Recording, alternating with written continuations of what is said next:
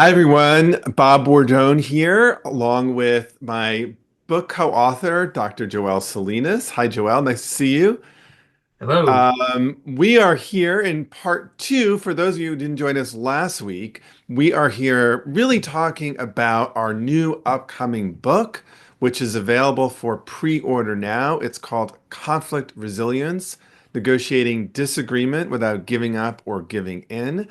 This is a book that is really very different from, we think, any negotiation or conflict resolution book on the market because we bring in insights into brain science that come from Joelle Salinas, my co-author, who is a neurologist, and insights from the world of negotiation and conflict. Joelle, thanks for being here today. Always happy to be here.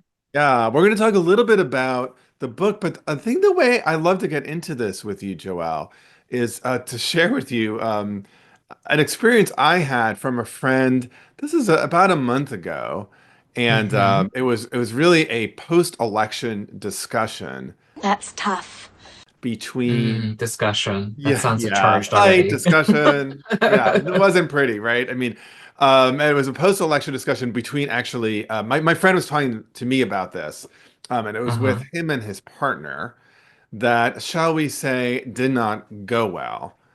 And yeah, surprise, surprise. If you're not, if, at this moment in the US, I guess if you are not aligned politically, it is hard to have these conversations. And Mm-hmm. our book is, the subtitle is Negotiating Disagreement. It is about how to disagree better as much as it is about how to reach agreement.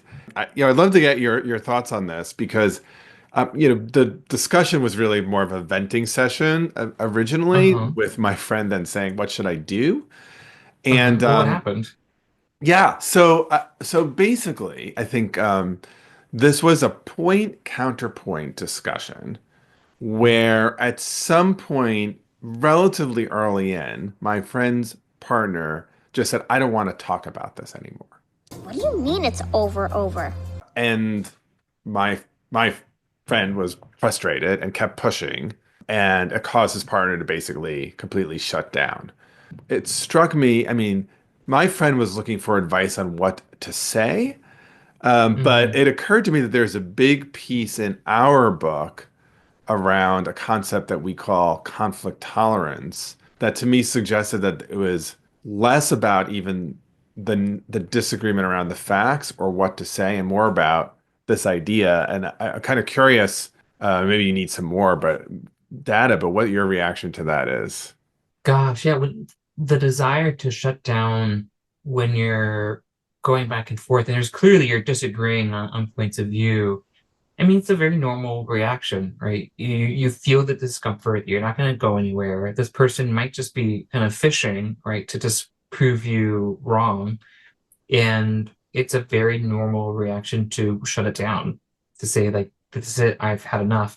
And I think that's definitely everybody has a right to shut down a conversation when you're not feeling good, right? When you're just like, I've had enough of this for now. But we're trying to say that there is value in engaging in these conversations. And, with conflict resilience, if you're more equipped or have a greater capacity to sit through them, then it becomes less uncomfortable. I mean, there'll be some discomfort, but it'll like make it easier to process it.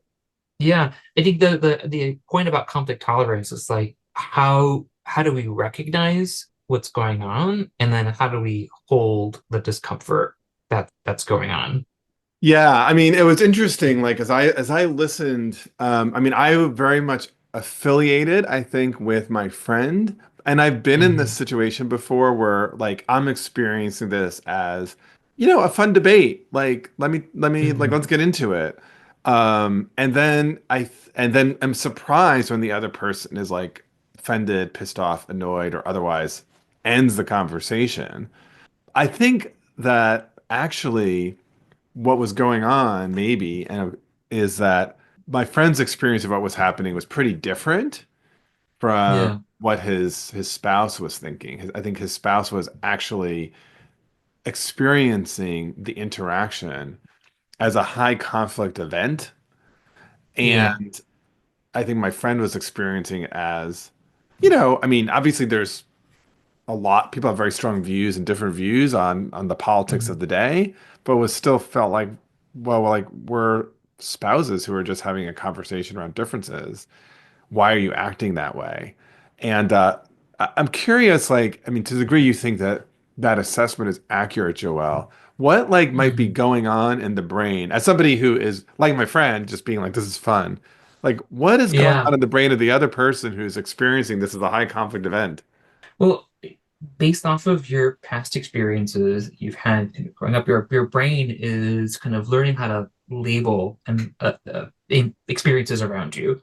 And if you have experienced, like for example, someone saying, I want to do a different movie as something that led to a lot of disagreement, with a really bad outcome, there was yelling, there's this additional charge that's added to it. So your brain is saying, okay, this is a very negative event.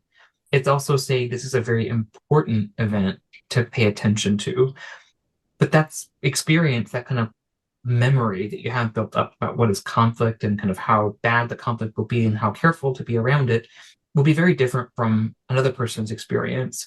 So you've got one friend who rarely saw conflict as something negative, and so that kind of exchange that was very confrontational was probably being perceived as something actually maybe fun, even. Whereas the other person has had so many bad experiences with disagreement that exchange in of itself was spelling potential harm, danger, Mm. negative feelings. Mm. And so their brain is just like screaming at them to kind of end it, like end the discomfort, get out now. Yeah. I mean, this is something that you and I are really different on, right? Like Yeah. very, Yeah. very different. You tell me stories about you and your friend Flory Yeah. and the exchanges you guys have, and I'm like, oh my God, that's so horrifying. Like, I would Yeah. not want to be there.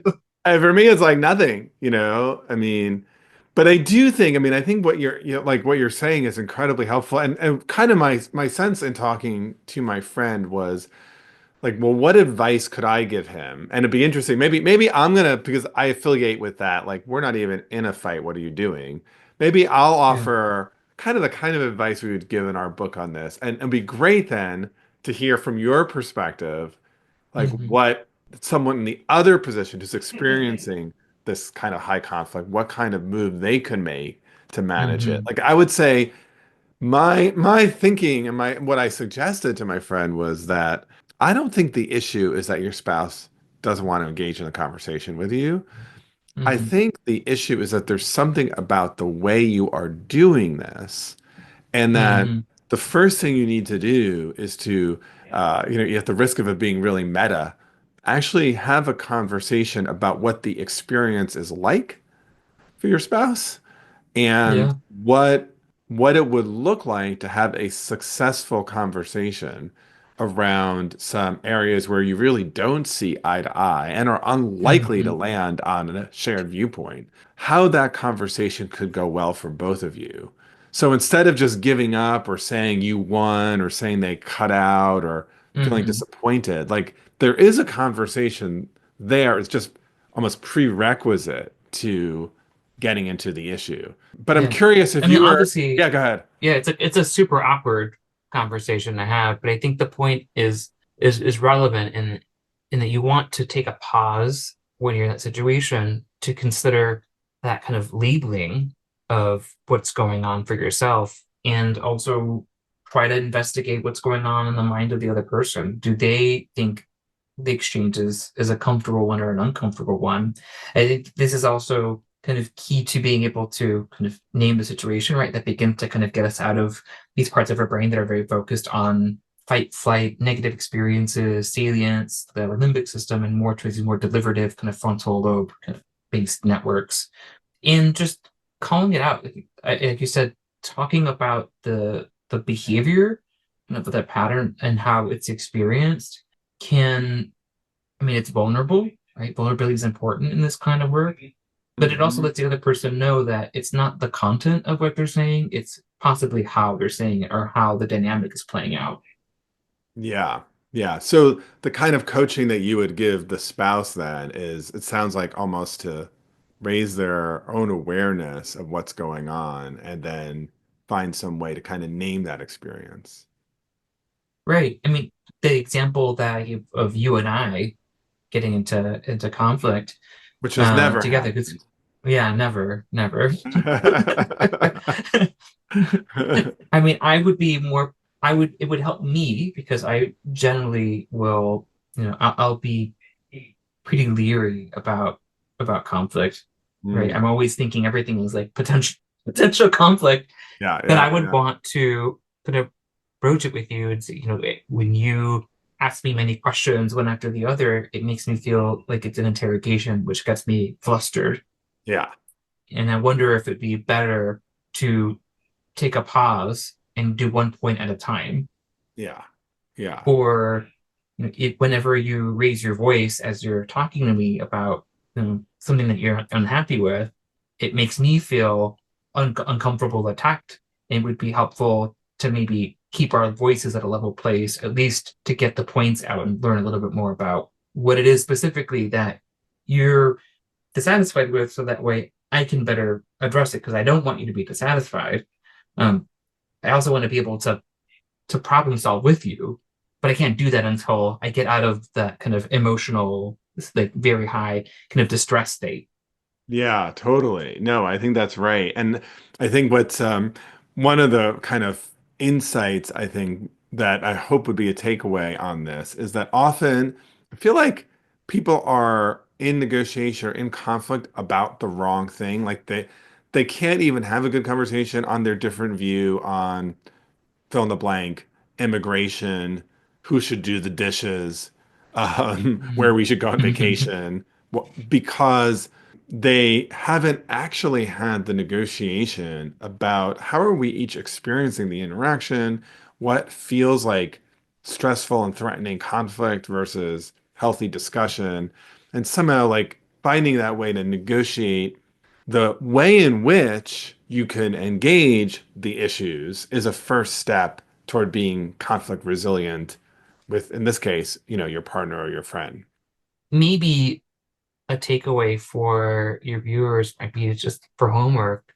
The next time they're out in the world and they feel uncomfortable around a disagreement or there's a difference, to really label for themselves or really name it of what they're experiencing in the moment, and just keep a log.